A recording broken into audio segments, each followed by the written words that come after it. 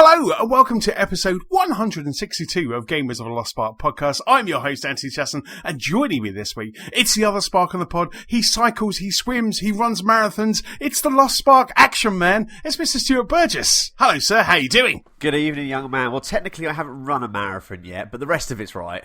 But it's very tiring. It's very tiring. You're just the action man. You put the rest of us to shame. Well, James is quite active. I don't know about Steve. He just spears stuff and does arrows and things, but James is quite active. But you guys all put me to shame, I tell you. I did see a tweet from James the other day of his trainers saying the last time I put these on, I ended up in A&E. So, and I can't remember if that was before or after last week's pod. So I haven't heard he's in A&E. So yeah, be careful out there, people. But no, it's dangerous, and that's why I don't do sports. You know, that's why I don't run, because it's just too dangerous. That's my excuse. And it takes up so much time. I mean, I talking to like customers, and they're just like, so what are you up to today? I'm like, and this was actually ironic, because it was yesterday. So it's like, well, you know, I got up at 4:30, driven to London. I'm doing 7 hours at a house in London where we're doing that. I've got 2.5 hour drive back. Then I go back, change my clothes. I've got to go out and do a 10-mile run. And they're like, what? And I'm like, yeah, just got to do a 10-mile run tonight. How long is that going to take you? Oh, I don't know, about an hour and 20, an hour and a half. Depends how much I put into it. And but they're just like, how do you ever have any time? I'm like, yeah, yes. I'm wondering that too as well. I must admit, though, the other day I had a quite a bad day, at work. Not a bad day. It wasn't a bad day. It was just a full stress day. You know, it was one of those days where it's just full on. And when I came down, so when I kind of came down from the office, I was working from home, came down from the office, and I just kind of sat in the sofa, and I really could have just gone out for like a run, a cycle, something. You know, I think you've said before, it's just a really good way of like clearing your head, isn't it? It's a way of I was just like, off. oh god, yeah, absolutely. So I played Control instead. Oh, okay. But I really could have. Just like gone for a run or something like that, but I played Control and just shot people instead, which was just as much fun. Well, so yeah. Without trying to skip ahead, our first news item will be good for you then. So I'll leave that one just laying there. But no, it is. What a tease! I know it is. I'm going to leave that one laying there for 2 hours while we talk about games and beer. But yes. no, it's like last night. You know, it was the last thing I wanted to do, and I think someone put up on somewhere, you know, social the other day, where it's like, for the first mile I feel like I could die, for every mile after that I feel like a superhero. And honestly, like, I went out last night, I put my headphones on, I listened to a Rich Roll podcast, which was with this guy called Tony Riddle, who's currently running Land's End of John O'Groats barefoot. And and I was just listening to this and about his life and all this, like, and I was just in that zone, just running, you know, not thinking about running, but it just got me away from everything. And then I sort of come back, had a shower, had my dinner, and I felt really good.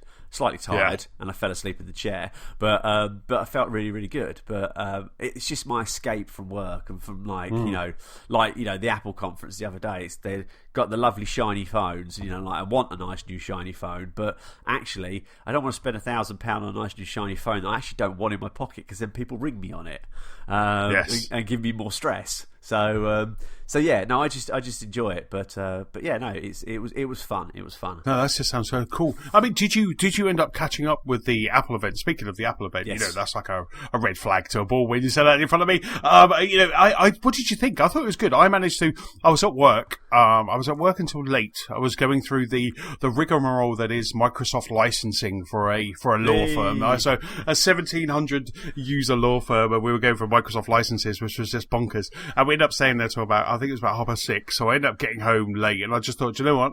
I'm just going to ignore my phone. I'm going to play some Slay the Spire on the way home.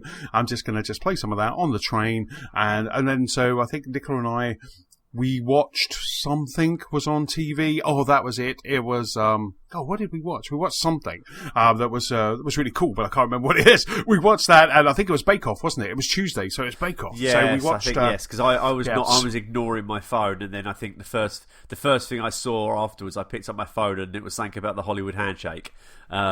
And I'm like, oh, I know what Anthony's been watching. Yeah, so I kind of got home. We watched one of the US DIY programs got a new season, so we started watching that, and then we watched the Bake Off. So it was a real nice kind of. And then Nicola said, "I'm going to bed." I was like, "Fine." Stuck my headphones on and just sat and watched the Apple event for like the next couple of hours, and it was, you know, the problem that a lot of people I've spoken to, a lot of people are saying they're underwhelmed by the event. But the problem is we're getting so used to Apple or just any tech company having to innovate year after year. So for me, I think the phone and the watch, maybe we could have skipped a generation. We could have skipped a year and gone for 11. But I'm on a refresh program every year, so I'll be getting the 11 Pro. I'll pick the 11 Pro up. I quite like the Sam Fisher camera that you've got on there. It looks like Sam Fisher from Splinter Cell. It will be great for taking photos, but there wasn't that much. The watch, I got one last year, so I'll kind of pass on the watch. And the kind of always on is the one thing I would never want from my watch anyway. So, I thought that was a bit. I thought that was a good gimmick. I thought that I do get it, because there are certain times when I've been on. I mean, I don't wear my. I mean, last year I was heavily into the Apple Watch, and I used that for fitness. But then I found out quite quickly that it is like it's like the Duplo of of the Lego. It's sort of like it's not really a fitness watch. It's a basic fitness watch, but if you want to go really deep into your statistics and things like that, then I have a Garmin. So it was sort of like, I sort of looked at it and just sort of was like, okay, well, I do like that, because there's been a few times where I've been cycling before, and I've had to take my hand off the steering wheel to tap it to get it to show what it's doing.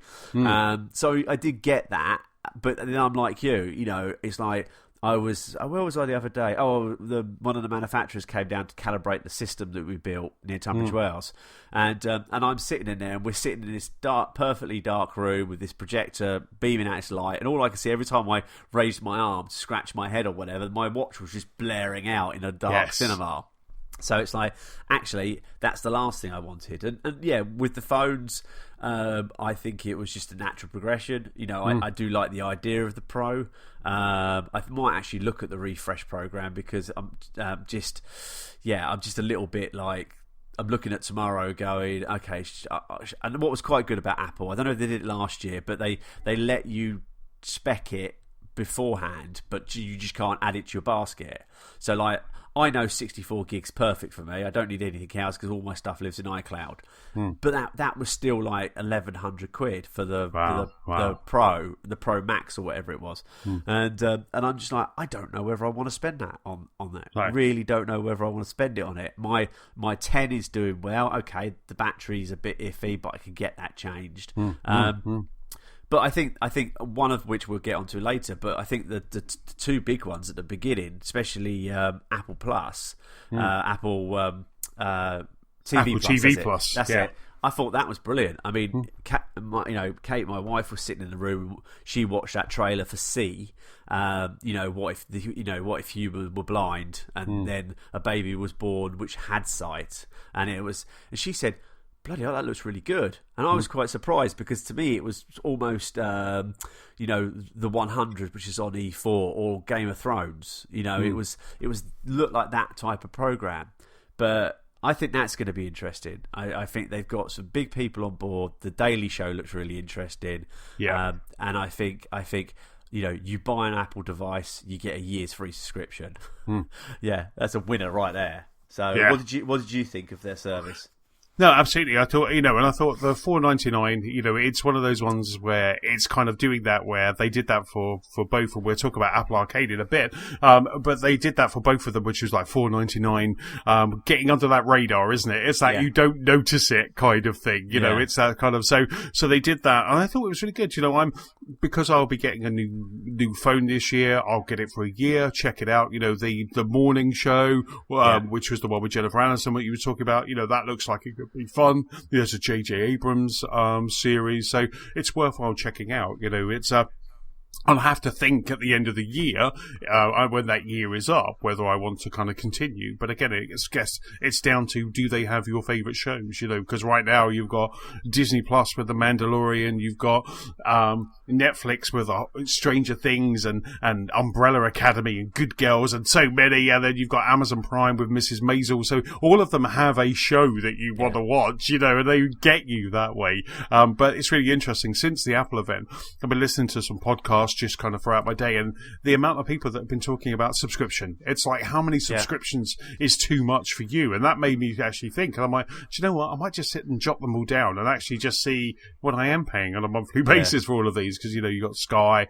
Xbox, PlayStation, Nintendo, all of that sort of stuff. It all equates. But yeah, I can't wait. Like I say, I'll have the free one, you know, so I'll check that out. But I just love that they're doing that. I just love that they are kind of, you know, diversifying into stuff like that as well. You know, the watch wasn't for me this year because I got a Series 4, so, you know, you don't want to reiterate every year on a watch. You know, the phone, like I say, you know, I'm just with O2 refresh, so October 15th, I think it is. They kind of, so I don't pre-order tomorrow. You know, O2 just give me a buzz and say, or just drop me a message and just say, right, time for you to get, and I'll just walk in and go, there's my old phone, grab the new one, thank you very much, you know, and continue paying my monthly payment. So that's just a given, you know, because that's just fun. But yeah, no, I just thought it was all good. The new iPad, I thought was good if you're, you know, an entry level iPad and stuff. And I just thought, you know, it was a fun. I can't wait to get iOS 13. I've got iPad OS on my iPad, but I haven't done the beta on my phone yet. So I did that a couple of phones ago, and I had I had to kind of brick it and then kind of like put something else on it. So I always decide now to wait for because I love my phone so much. I use it so much. I've decided to kind of wait for that. And that's next Thursday, isn't it? That's the 19th, I think. Next Thursday, the 19th, is the iOS 13. Is it? Yeah. Yeah. I mean, I've got a bit of a beef with O2, to be honest, because they, after waiting for so long for them to, you know, release the eSIM, so you can use your Apple Watch without your phone present. Yes. It turns out that you can't use it if you have a business account. And oh my God! Yeah, so I pay. I don't know what I pay because it's both me and my wife's phone are on there, but I pay like £120 a month, I think, in rental charges and whatnot. Yeah. And it's just like, yeah, no, sorry, it doesn't work with our business systems. Why? That's like they couldn't answer me the question. So it's like I'm toying whether to move from O2 over to someone else or to just put it onto a personal contract now. So. Yeah. But then does Apple do business contracts? Because a friend of mine at work, Kenny, he has the Apple refresh. So, you know, tomorrow, I think he's like on the money with these, and I think it's kind of like tomorrow he'll probably get a ping to say, right, or when the phone's released. I don't know when the iPad or the iPhone 11 Pro is coming out, but he'll get a message say, come pick your new one up, you know. And so he does these through Apple, but he does obviously a personal one. It's not a business one. Apple don't.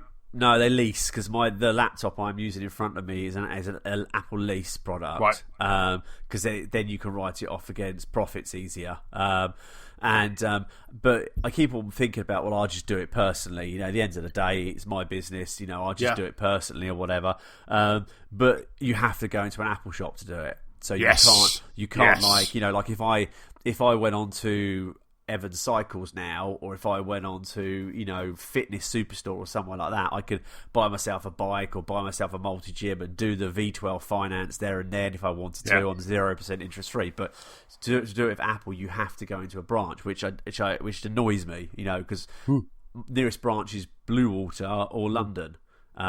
So no, I think I'll just be strong at 1 o'clock tomorrow. I think it is. I think I'll be strong and then cave in at the last minute. No, but no, it wasn't a phenomenal. But then, as you say, how revolutionary can we get? You know, what do we want next? Holographic, you know, phones. You know, do we want the ones we pull open like on, you know, like on Star Trek or the Orville? You know, where they pull them open and it's just a beam of light or something like that. It's like it's the answer to that. No, yeah.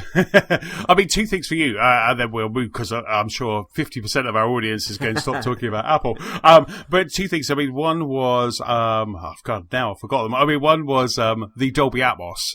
Yeah. How I mean, you're a Dolby Atmos guy, you're a sound guy, you're an AV guy. I mean, I don't really use the speakers on my phone unless I'm playing maybe a funny GIF or something like that to Nicola. So how good is Dolby Atmos going to be on an iPhone? Not really. I mean, it will be spatial audio. So it basically, I've got an iPad Pro, the Gen 1, and that had like a spatial audio on it. So basically, the way they'll do it is they'll just put more speakers around it, so the sound will throw itself up. I mean, I was looking at a Panasonic TV the other day, the GZ, I think it is 2000, which is their top of the range, reference TV, and that comes with a soundbar underneath it, which is front facing, and actually on top of the TV, it's got up facing speakers, so it bounces off the ceiling.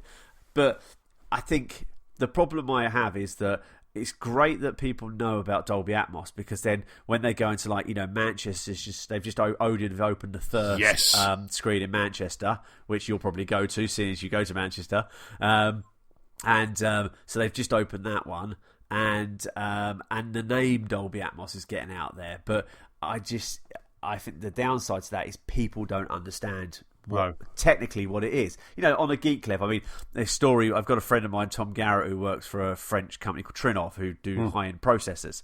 In his garden, he's got an insane cinema. He's got like a 64-speaker cinema in an outhouse in his garden. And he has they do these charity garden parties in his village. And one year it was his to do, so he sort of opened the cinema, the kids go in there, they were playing films or whatever, and one of the mums came up to him and said, "Oh, Tom, what's your cinema?" She said, he said, "I'm not going to stand there and go, it's powered by Trinov, it's using X speakers, and it's in this configuration," because she didn't care. He said, "Oh, it's a Dolby Atmos cinema, oh, brilliant." Anyway, the year went past, and ironically, the next year it was at her house, and she came up to Tom and said, Tom, come and look at my cinema. And he said she took him into a room where there was an 85-inch TV on the wall and a soundbar underneath it with a Dolby Atmos logo on it. And it's just like, that's not Atmos. I know people will be shouting at their podcast now going, it is spatial audio. Yes. Atmos is, you can't do surround sound without speakers around you. You can't do Atmos without speakers above you. And you can't do Atmos where you've got no speakers around you, because it's that differentiation between high and low. So there has to be speakers behind you, low down, to give you the speakers above you, high up. And that's what that immersive audio is. So, talking about that, have you been anywhere recently that had immersive audio that you really liked going there? Hint, wink. Saturday, a couple of weeks ago. I went to Blue Water.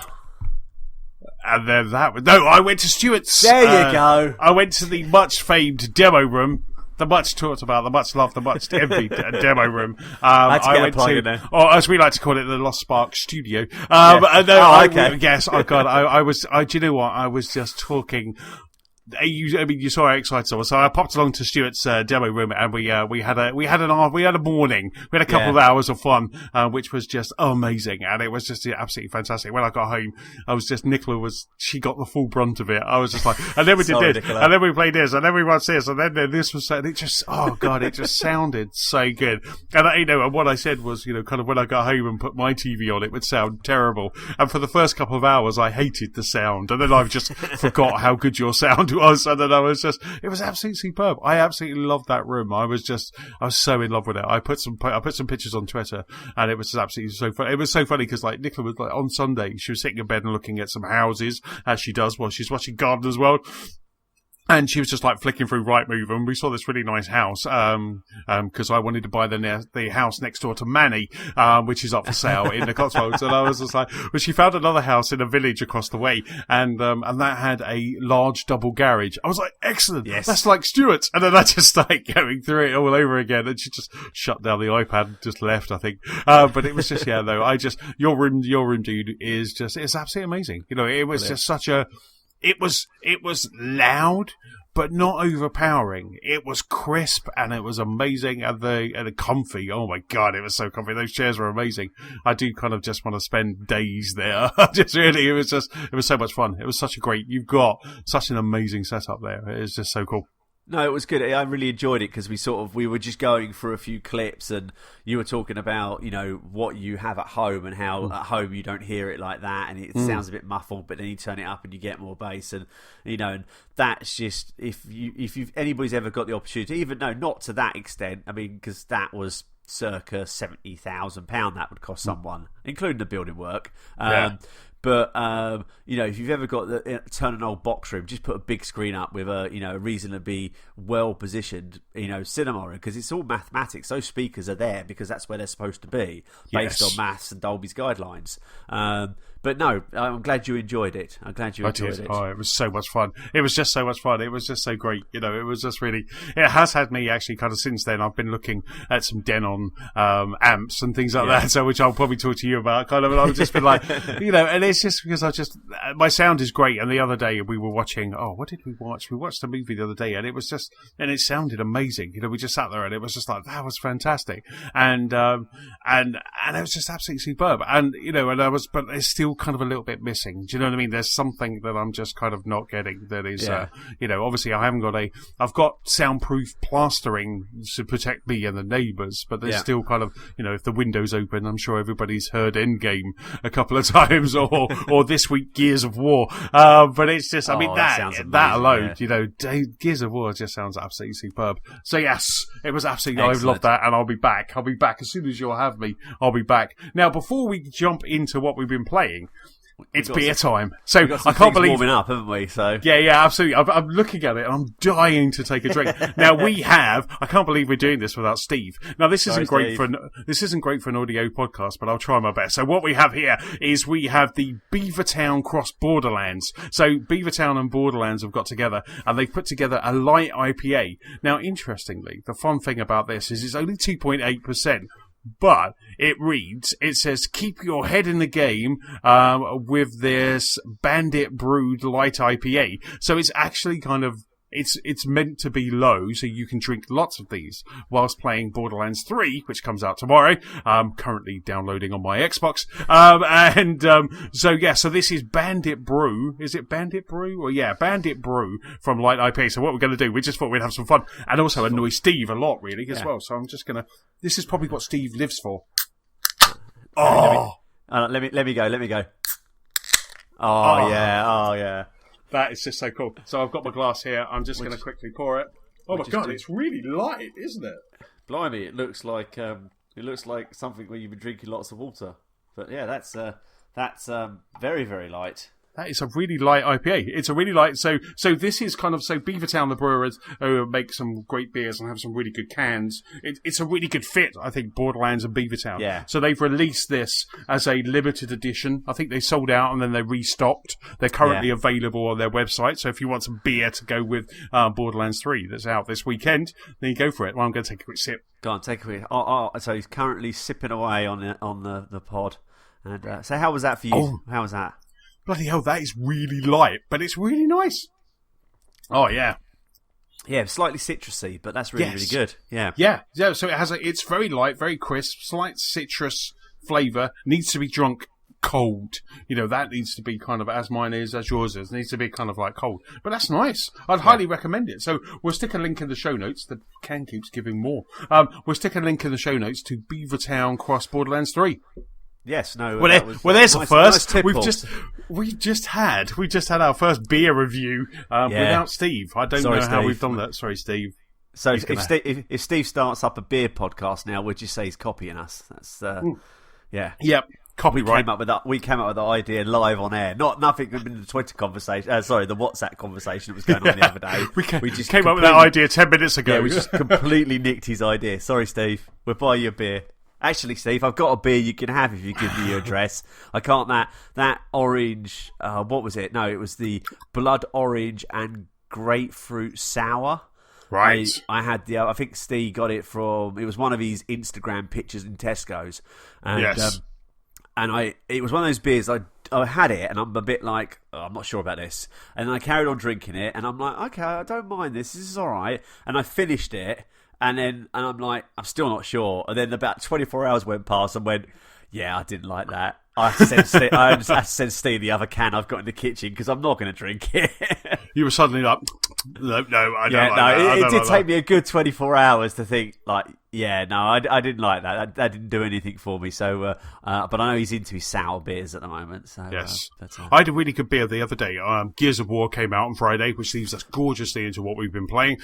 Gears of War came out on Friday, and I had an online shop, and so while I was kind of clicking around Ocado, I had a Mad Squirrel pale ale. It's called Sumo, but the S is like a dollar sign, so Dollar Umo or Sumo. And it was kind of a red can, and it looked very Gears of War, and it was absolutely gorgeous. Oh, yeah, I remember. I saw that. Yeah, it looks good. It was really nice. It was one of those ones, and I was like, right, the next day I was like, I want more of these, and we were over Blue Water, and I was like, I want more of these. So I went into Waitrose at Blue Water, and they didn't have any, and I was gutted. I was absolutely gutted. I ended up getting some Beavertown instead, which was just equally as lovely. But yeah, that went really well with Gears. So Stu, Gears 5. Have you been playing Gears 5? You've been playing Gears 5, haven't you? Yeah. I'm an Ultimate Game Pass member, so I jumped in because I think I put out.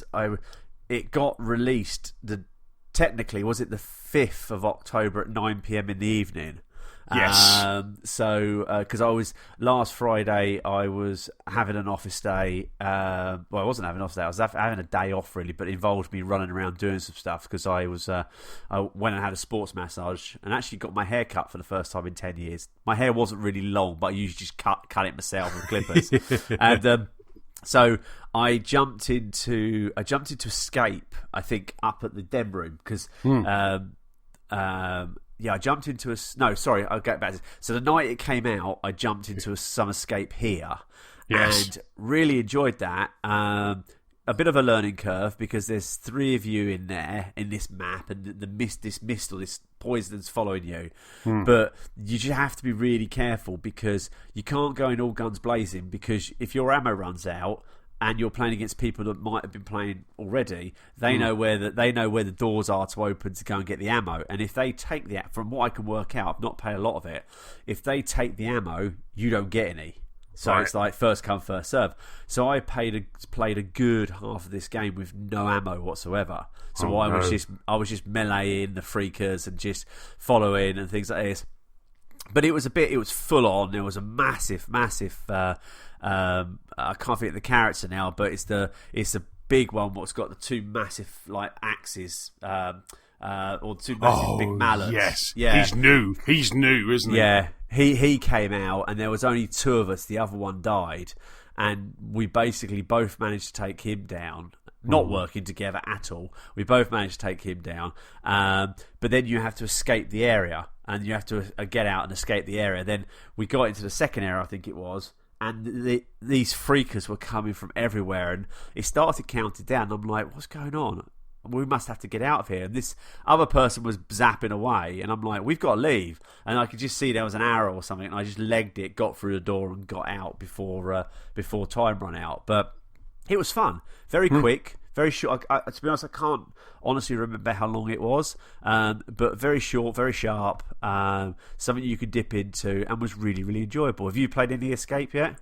No, my rule of thumb is no horde until credits. So we have to play the campaign first, just in case there's levels or anything that kind of gives away what the campaign. I think that happened before, where in Gears 2 maybe or Gears 3 we played horde, and it kind of gave away what was in the campaign, and so we always play the campaign first, and then we kind of will jump in and kind of play a bit of horde, play a lot of horde, and I want to try Escape as well and go online. But so yes.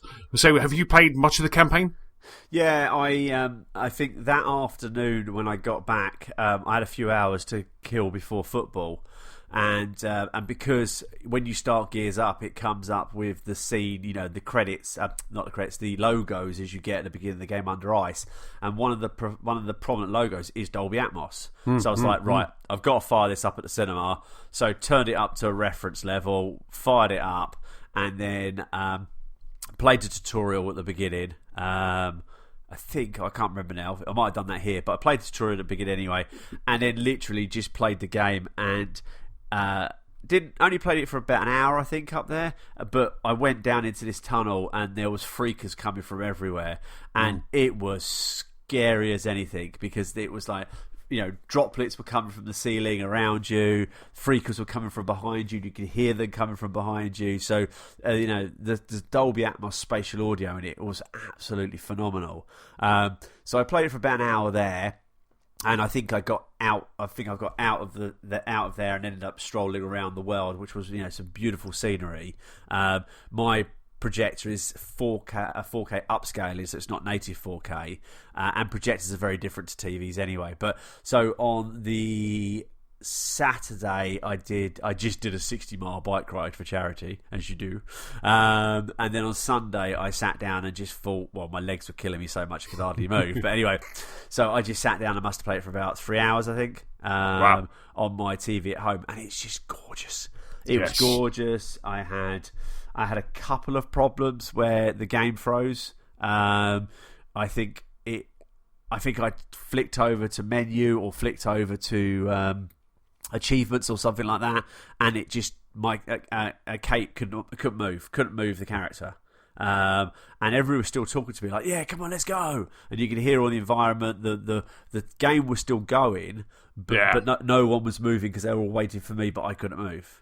Right, but yeah, my controller was working because I could press the home screen and go up and down the home screen. So it's a bit glitchy, but I've really enjoyed what I've played so far. I say probably about 4 hours. I've got to the point just after you're on the old skidoo things, where you both get on the skidoo and do the old kite surfing. I just got to the point after that and then stopped. And then because work's been so full on this week, I just haven't had the energy. So what about yourself? I think you've been playing with Nicola, but you had a few issues, haven't you? We have indeed. I mean, first of all, this game is just stunning. As you were saying, when we've been playing it, it's so funny because obviously Nicola's on the OLED, I'm on my 1080p. So obviously, cutscenes, I'm straight away looking to the left and looking up and looking on the big TV. But it's just absolutely stunning. When the game first started, I just kept saying to Nicola, just stop there. There's one bit where you lower down into a waterfall and you just kind of lower down into that. And I was just like, just stop there. It's just so nice. Take a screenshot. It's just so lovely. And it was that sort of stuff. It was just really nice. There's no photo mode, so you're okay. Oh, thank God for that. And then and we kind of like progressed through it. And there was a couple of times where that game just looks absolutely stunning. This, if Scarlet is going to look better than this on the big kind of OLED in 4K HDR, then oh my God, our eyes are in for a treat. And then I'm gonna get another one of those upstairs. I think we'll start playing games separately. I think because it's absolutely stunning. It's just, it's really funny because I've said this all the way along since I got the other X, is that the Xbox One X on a 1080p screen is really nice. It must be doing some kind of upscaling. There must be some textures, resolution, whatever, because it looks really nice. You can, when you're kind of in dark areas and you just look between the two, you look between the LG OLED and a Sony LCD panel, the difference in blacks and the HDR is just phenomenal. It's light and day, you would say, but it's fantastic. So we started playing. We jumped in on Friday night. We're really excited. Jumped in on Friday night. Took a couple of chances to get in, and then we started playing. With us always when we're playing Gears and Halo, it's always normal difficulty +1 to start off with, and then Nicola goes back through in Insane. So we knocked it up to Experience, and oh boy, was that a mistake! Because this year, kind of the Coalition have changed the difficulty settings with Gears, because normally it was casual, normal, hardcore, Insane. So we'd play hardcore. So we were like, okay, Experience, that sounds like hardcore, we'll play that. But that tunnel that you were telling me about, the tunnel that you were talking about with the spatial audio, that we had to play that about 10 times. We just kept getting killed. We're like, okay, and then we're getting really frustrated with each other, and we're like, okay, this isn't happening. We're getting like hit once, and so we knocked it down to intermediate, and it's been plain sailing since. That's kind of, it's nice. It's a little bit difficult in places. There was definitely the end of Act 2 was quite tricky, but so far I am just absolutely loving this Gears. I'm a big Gears fan. I finished Gears. I played back through Gears 4 a couple of weeks ago just so I could kind of get refreshed on this, and I'm glad I did, even though in the extras menu they do a previously on Gears. That was very good. I watched that because that came up automatically at the start, previous on Gears, and I thought that was a really nice little touch. It's like when you watch a Netflix show, isn't it? It's just like, yeah. And that I thought was so. So right now, the skiff area where you're kind of going around the map. So I'm on the map. Nicola's driving. We're kind of finding all the areas. We're upgrading Jack because you can upgrade Jack. So we're finding that we're just upgrading Jack. And one of the cool things about playing co-op is that you can equip your abilities, and Nicola can equip her own abilities as well. So so with Jack, we can actually say, well, I'm going to have this. I'm going to have radar. Okay, then I'm going to have healing. I'm going to have the shock weapon or something. It takes the same wheel. So when anyone in your party presses it, it does deplete, and you have to wait for it to kind of come back. But it just enables you to have that mix up. You don't all have to have the same, which is really cool. And we're finding we're never more excited than when we find components around the world. So it's just like, so we're like, components, and then we have that discussion about what we're going to upgrade. So which is really cool. And driving around in the skiff, it just really is really cool because you just go to these places, and most of them are a big kind of an open area. You get a whole wave of baddies, and then you'll either get an upgrade for Jack, or you'll get some components or something like that. So it's really cool. And I must admit, right now I'm really loving the Lancer GL. I always have the Lancer with me. I never let the Lancer go.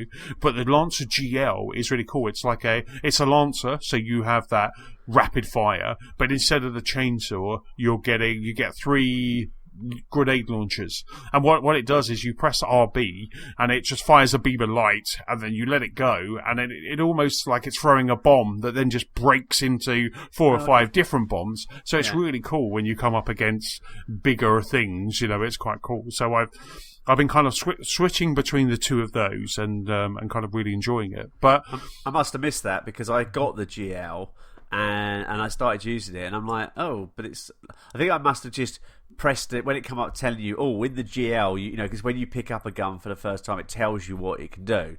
Yes. And I think I must have missed that, and I just thought, oh, well, the chainsaw's gone, so I just put it back down and picked my Lancer back up. But I've not played it since we had that little conversation on the WhatsApp group, so I'm gonna have to go back and find that. But there are some great weapons in there. Yeah, it's kind of does one of those things where there's a couple of spots, especially in Act 2 around the ice world, there's a couple of spots where you need that, so it kind of gives you 4. Right. There's 4 sitting on a box, so you're like, so it's really cool. It's a bit like the Hammer of Dawn, but instead of coming from the sky, it's just basically just coming from your gun. So it's quite nice. You just light them up, let it go, and then it really does, and it does a lot of damage as well, so which is quite cool. So you've got this exploration, dare I say, open worldness about it. And I don't know about you, Stu, but the graphics in the towns are stunning. You can go up to there's a whole area where there was a restaurant, and you go up, and not only was there like a prawn kebab cooking, but there was flames, and it's so detailed. It's incredible. Crisp packets have names, and you go right up to the detail. In like a kiosk in the town. It's so incredibly detailed. This game is gorgeous. Well, I think it was that picture I put up on I think it was either the WhatsApp group or Twitter, I can't remember now, about joking about that. This is you after you played Overcooked with Nicola, because it was just literally like there was this food stall stand, and the flame was still flickering beautifully. The food was everywhere, but the person behind it was dead on the floor, or looking very tired, shall we say, crying. So, but it's stunning. I find myself just in the downtimes just looking at like the shadows and like the moisture on top of the paving slabs, for want of a better word. But yeah, no, I really enjoyed Jack, although rest in peace, Dave. But really enjoyed Jack. And I like one of the elements I quite like is, and I think you have to be a bit careful about, is because whenever I go into an area, I explore the area rather than charging on. If there's 2 paths, I'm like, if I go down that path and the story starts to progress, or I'm going to hop down something, I'm like, okay, if I hop down this, I'm going to go into the next bit of the game. So I'm going to go back. What's the other side? So there was one bit, I can't think what it was now, but it's one bit where you go around the other side, and there's a component sitting there. And what you could do is you can hold the button down, press X, and you can go and get Jack to fetch it for you. Yes. So if you're in the heat of a battle and you run out of ammo, or you run out of a weapon full stop, you could just look at something, hit Jack to go and get it, bring it back to you, reload, get that weapon. And I thought that was a really nice little touch. But it does mean that when you're looking for those components, you've got to keep your eyes open everywhere, because the devs have obviously placed them in places where some of them you'll find and pick up, in the same as like something like a control you would, but some of them are up high or on a shelf where you can only get to it by sending Jack up. So I thought that was a really good little sort of addition to the game. Absolutely. I'm loving that they've added Jack to the game now, because before he was just someone who was cloaked. He appeared when he needed to break open a door. He was just a narrative piece, he was just something in the story. But now he's like a fully fledged player. And I think if you play 3 people in a campaign, someone has to control Jack. Yes. Someone actually has to be Jack, which is quite, which is great, because you could have like Kate playing with you, and she could just be Jack, because it's not like it's a beginners, but they don't have to do as much. They're more of a support character, and I think that comes into play. I hope that Jack is as good in Horde as he is in the campaign, because if he's as good as he is in the campaign, then he's going to make Horde a lot more fun, especially when you get up to like level 30, 40, 50, Jack's going to be fun. And if someone could actually control Jack, then that might even be more of a laugh, more of a giggle. But yeah, I absolutely love that. And I love the fact that you, like you say, you can just highlight a weapon. So you've taken a lot down, but there's still some coming towards you. What we have done is, Nicola and I we focused on upgrading Jack's stealth ability. Yeah. So we've now got to the point where at the touch of the Y button, he can get someone to stand. So if you've gone down, and we've upgraded one of his like revives, so a touch of the Y will get everybody up. So that's really cool. So you don't have to run across the map and get someone up. The Y will do that. Again, you play that in Horde, that's going to be valuable. Yeah. But we've also stealth Jack to the point where we can actually be stealthy now as well, which is quite cool. But we've stealth Jack so that he can go right into the middle of the battle and grab weapons, which is quite cool. So we've kind of stacked his abilities that way. And this is all brand new for Gears. This has never been in Gears before. So I absolutely love it. But my problem that I have, and we always have to there has to be a bit of a balance, I guess. There has to be a bit, and it's annoying because last night Nicola was so annoyed. We sat down, we watched this program called A Very Brady Renovation, which is they're renovating the Brady Bunch house. Awesome TV program. And we sat down, we watched that, we went, right, let's watch Gears. Let's play some Gears. And then, so we jumped in. I couldn't connect. Oh. And so we sat down and we had about 2 hours to play before we had to go to bed. It's a work night. I spent 45 minutes of rebooting my Xbox, rebooting Nicola's Xbox, trying to get in. I could not get in. So in the end, Nicola ended up, because we were right on the Act 2 boss, so Nicola ended up just playing on her own. She's like, I really want to play some Gears. And I'm like, I can't get you. It was me. It was like, can't get you in. And I checked online, and the Coalition said they were about to release a fix, as they have been doing since last Thursday. They've been doing lots of fixes, and putting out some patches. Those poor buggers must be working around the clock. But not being able to play together is actually kind of, it's buggered me a bit, because I really wanted to have Gears finished, because Borderlands is out tomorrow, So Nicola said to me, she goes, I'm at a drink up tomorrow night, so the next time we'll be playing is probably Saturday evening. So Nicola basically just said, look, if we can't connect with Gears, then we just park Gears and we're going to play Borderlands. And if I do that, I'm not back for another 70 hours, because Borderlands is a big one, Because now... I'm probably just about finished Gears by then, to be honest, at my rate, so I'll be just in time for Horde. But because right now, I wouldn't even touch Horde, because if you're in level 30, and then the game drops... Oh, man. And you're all kicked out. We almost killed the Act 2 boss, and he's a bit of a tricky one. And we almost killed the Act 2 boss, and then it just kicked us out. And that was Monday, it did that. Yeah. And it just kicked us out, So, and like I say, last night I couldn't even get in. And it's really annoying, because you kind of load up, you join, you accept an invite, you go in, you're waiting, you choose your character. And Dell, by the way, is an awesome character. I'm really enjoying Dell. Because for some reason, Dell's gone from, background scenery to a really cool character. So I'm really enjoying him. And so you choose your character. and then you go in, and then you wait, and you wait, and you wait, and it loads in, and then it just comes up with an error.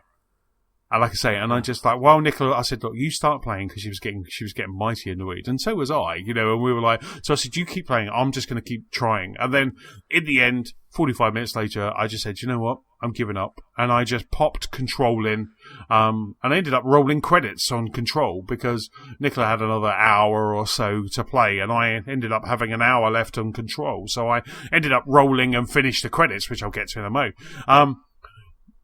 But I'm a little bit concerned. That I know it's hard making a video game, and I know it's hard, but the Coalition, we should have had more betas. We had one beta for Gears. If this is a problem for first-party Microsoft titles, we need to have more betas. If that is a problem and we get plagued with this, then we need to have more betas, because sitting down and kind of going, right, we're going to play Gears, and you're all excited. And right now, Nicola's like, she was like, before she played on her own and then got back, and she was like, I'm hating Gears right now because I'm really enjoying it, but I can't play it because I can't play it, And she was like, I knew we should have waited a couple of weeks. And it's almost like the point where, for me, I've got a whole batch of games. So if I wasn't playing Gears, I could be playing Control. I can be playing that bonkers game James was talking about last week. And I can say that any week after James has been on, and it makes sense. Viva Pinata, you've always got that game. I could be playing Viva, a game that never crashes, never has any problems. I could play Viva Pinata, but I want to play Gears, and I want to play Gears with Nicola. We want to play together. So we end up, last night we basically just said, look, Saturday we either play Borderlands and go over to Borderlands, or we just solo the campaign now. We just do it on our own. Which is a shame, because it's like, luckily you did. I know, like in previous years, you've said like you've both taken a day's holiday. You've got some barbecue food in from Deliveroo or something like that, and you sat there and ate some barbecue food and played Gears, and it's an event. It's like a premiere of a movie or something like that. So to be to be dogged down by problems on such a fresh game. Yes, okay, I know technically it didn't come out till yesterday, was it? It was. I got a thing from Microsoft saying, it's now available. So, but is it that case? I know. I think I was. But technically, it came out last Thursday, because if we weren't in Ultimate Game Pass that we pay more for, we would have bought the Ultimate Edition. Similar as we have done with Forza Horizon, I'd have ended up paying 70, 80 quid for it. And then to pay premium, I feel sorry for anyone who, if you bought Gears and you're not on Game Pass, then that's just the wrong math. So but anyone who did buy that Ultimate Edition and sat down on that day and wanted to play it with a group of friends. Yeah. Like you say, we normally take a day off. We normally have barbecue. We normally kind of just say, right, we're playing Gears. But it's got to the point now where you can't do that anymore. You have to almost kind of wait for these Microsoft first-party titles to be ready. And it's a shame, because I think I was listening to a podcast this week with Gary Witter on it, and he was more than adamant the fact that he won't play a big title, like Gears or Division or Destiny for the first 2 weeks. He wants to, and it's the new hotness, so everybody's talking about it on the pods and all this lot. But you just almost guarantee, the first 14 days are the tech tests that should have been those extra ones, and it's such a shame, because for me, okay, it's been annoying. I've had to restart a few levels, but it's nothing major. But that's me playing on my own. But I can imagine, like, when you're trying to play Horde and it crashes, that's really annoying. When you're trying to play as a couple and having a bit of an event and something to talk about like you would with a movie, and it crashes, that just, as you said, makes you want to stop playing it. And I think when we're so stacked with the amount of games we're coming out, we don't want to be starting Gears and starting Borderlands, and then before we know it, another game's out. We want to go through and play them and then revisit them later on again, maybe have another playthrough. So when you can't do that, it's really annoying. Yeah, like Sunday, we were happily playing on Sunday. Before the roast, we were happily playing on Sunday, and it was really funny because you knew that it was down to oversubscription on the servers, is my layman's term, because it got to about 2:00, and then obviously US waking up. other countries waking up, and that's it. Suddenly we were in a really cool bit. We were really enjoying it, and we're like, I was like, see, I told you. And it's really funny because it's almost like Nicola blames me for these problems. I want to tweet Rod Ferguson because I'm like, do you know how much trouble you're getting me in at home? And I'm like, see, I told you everything's fine. And then it got to about 2:00. It was almost on the money. It was like, America was waking up, starting playing Gears, and then that was it. We got kicked out. We got to a gorgeous bit, which I won't spoil, obviously. So we got to a gorgeous bit, and I was just really enjoying it. I was like, this is so much fun, and it was just like Bob froze. I was like, oh no, hold up, something's wrong, and then we both just got booted out of the sessions, and then that was it. And then Sunday, that was it. I then made a roast. We watched late night a new movie with who was in Much Ado About Nothing? Emma Thompson, which was really cool. And so we ended up just watching that, and Dragon's Den and stuff. And it was like a whole day that we could have easily been playing Gears, that we put in our calendar to play Gears, but we were just like, so I know I sound entitled, I know I sound grumpy for maybe the first time on the pod ever, but I think it's just because I was so excited to play Gears. I was just so excited to play Gears, and so excited to play Gears with Nicola, play Gears co-op, play Horde with you guys, jump into a game of Horde. But no, like I say, Horde is an intense beast on its own, and there is no way that I'm jumping into Horde until those servers have settled down. Yeah. And I'm seeing the coalition. Like I say, the guys, hats off to them because they're aware of it, and it must be horrible. They've been working on this game for years, and then they get it out, and there's unforeseen problems. And I roll out software at work, so I know exactly what it's like. But I don't have millions of people kind of pounding down on me, So I can feel for them, and I feel sorry for them. But at the same time, we've got betas, we've got tech tests, we've got whatever you want to call it for a reason. Give that open level 2 as a beta and let people co-op on campaigns, and just to make sure that when... Was the tech test limited? Because the only thing is sort of like, I would be really interested to see the statistics on how many people played on proper launch day 1, so not ultimate day, but on Game Pass day 1, how many people played it, or how many people were playing it compared to launch day of Gears 4, because now it is in Game Pass, and a lot of people, like we were saying earlier with Apple subscriptions, think, oh, what the hell, I'll just have it because I'll it's just bloody play good value for money. I'll just play it. I've not played any more. The story doesn't bother me, but let's just play it. So, could they replicate that test, or is it there's no way of doing it apart from ththese first few weeks? But even like I say, the ultimate, that's got to be a slice of the pie. So even if they just said, look guys, here's and I know, I think out of all of us, all of the 6 Sparks, I kind of think that when we had the Gears beta, there was probably maybe me and you. I'm not sure if Steve jumped in, maybe Matt might have jumped in, but it's just a small percentage, at least 50%. So you're absolutely right. But yeah, it's a bit of a shame, but I just want to get back into it. It's like I've got my face pressed up against the window and I'm not allowed to come in and eat the sweets. It's really annoying. It really is. But on a positive note, have you seen the splatters in Gears of War? Oh, was there the ones you put up on the WhatsApp group about the custom splatters? So basically, I didn't realise these until you put it up.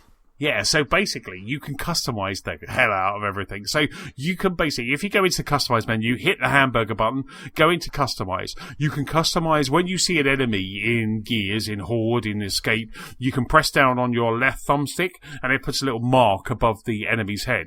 Well, you can now customize that mark.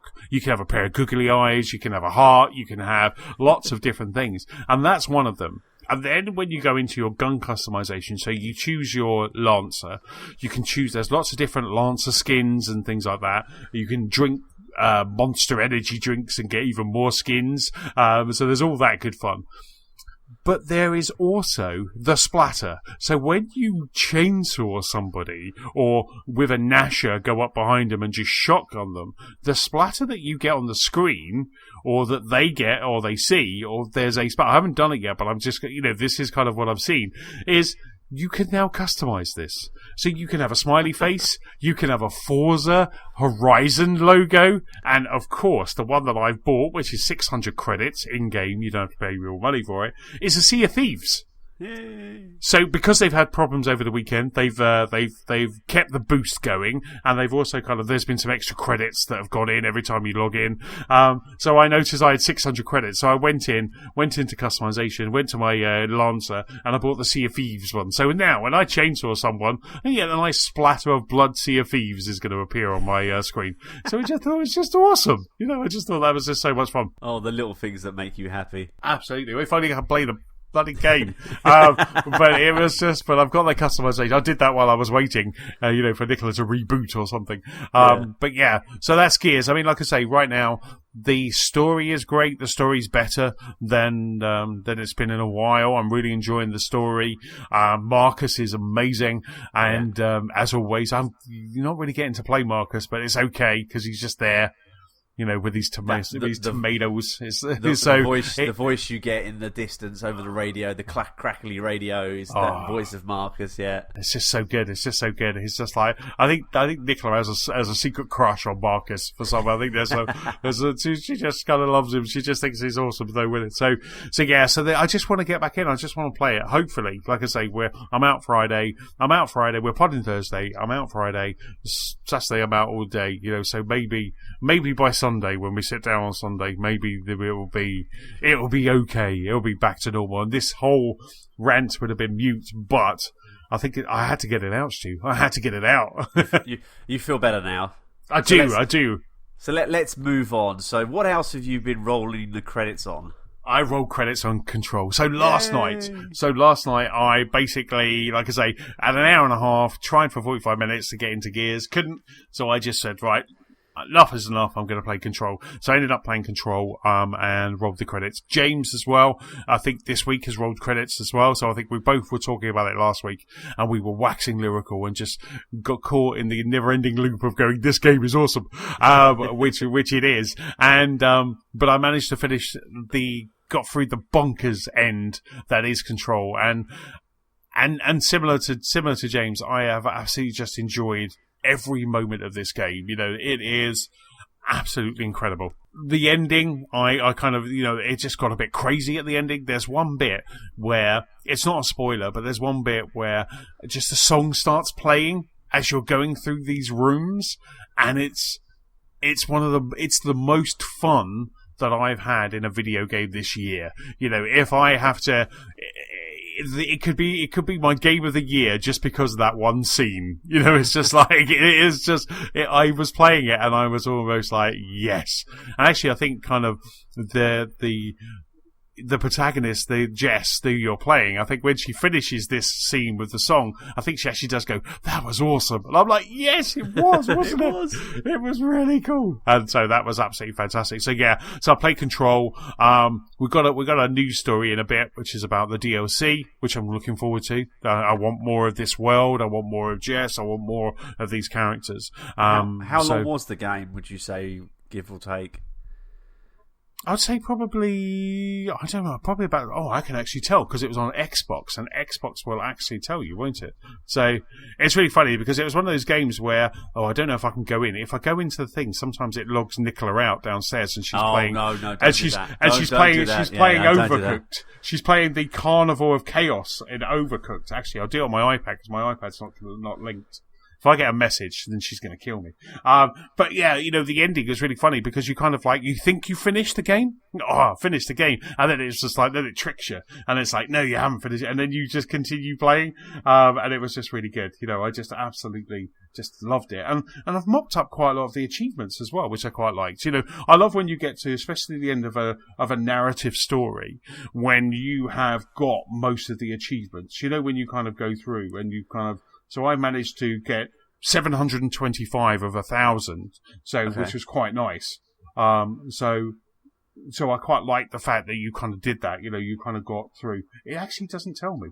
Actually, it doesn't tell me how long I was playing it. I thought it did on there, but I would say about 10 hours, 12 hours, maybe something like that. It doesn't feel like a long slog or that you ever get bored with this game. At no point are you ever like, oh, I just want this game to finish. You just want to just keep playing it. It just absolutely, and it's really funny. I stuck up on Twitter yesterday because when I finished it, I was just walking around. I wanted to check my abilities. There were a couple of achievements where I was 90% almost complete that achievement. So I thought I'll just have a bit of fun in the world now that I've kind of finished it. And I opened this door that previously was unlocked to me, and it was just a room full of Post-it notes.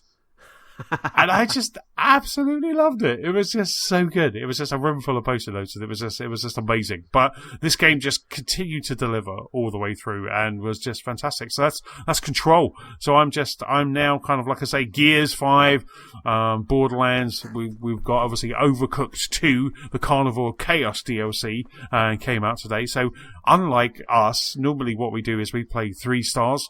And then Nicola mops up the 4 stars solo. But she said, oh, I really want to play Overcooked while you're podding. So I was like, fine, do it. As long as we do 3 stars on my account so I get the achievements, I don't mind.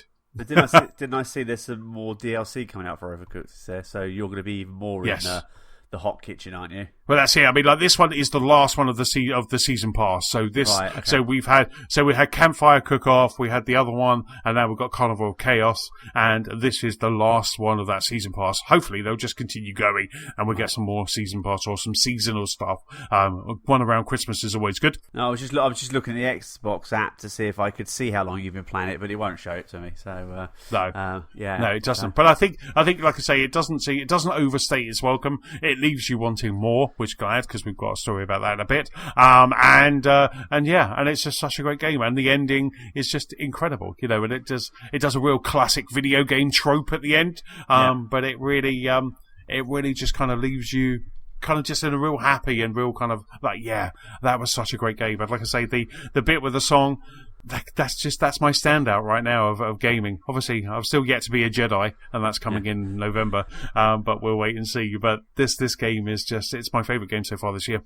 No, I've heard a lot of good things about it. A lot of people are waxing lyrical about it and saying that, they've just taken their time. They've produced the game they wanted to produce. So and some quite influential people, some people in the industry. So I think I played. Is that James and myself? Is that what you're talking about? No, definitely not. No. I mean, James playing a AAA. That was quite. I was quite taken back. But I know he said he wanted to give it a go and stop playing the card-based games and things like that, and getting that name above his head as the spark that goes off on a tangent and finds these little gems in nowhere. But no, I think I'm gonna hit Gears this weekend. I'm working on Saturday, annoyingly. So, but I hope I'll keep my voice down. I think I've got the night home alone on Saturday.